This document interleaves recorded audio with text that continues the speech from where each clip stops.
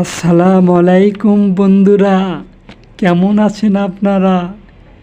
আশা করি সবাই ভালো আছেন, তাই না? বলেন তো এটা কিসের হাট? ওয়াও, কত সুন্দর হাট, তাই না?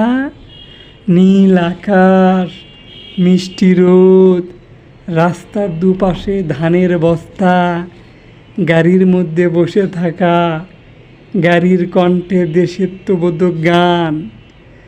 এই তো আমার দেশ, সোনার বাংলাদেশ, দোয়েল কোয়েল ময়না সে মা, গানের নাইকো শেষ।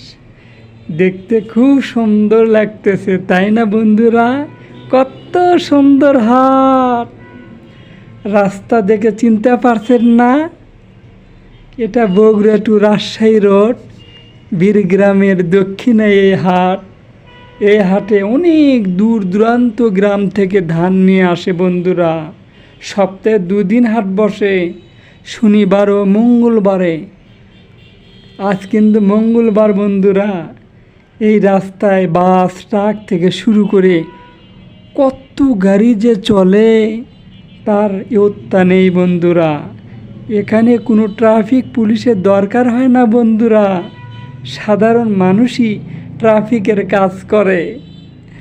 তবে অনেক সময় অফিসে যেতে একটু লেট হলে বসে আমাদেরকে কিন্তু গিফট দেয় বন্ধুরা।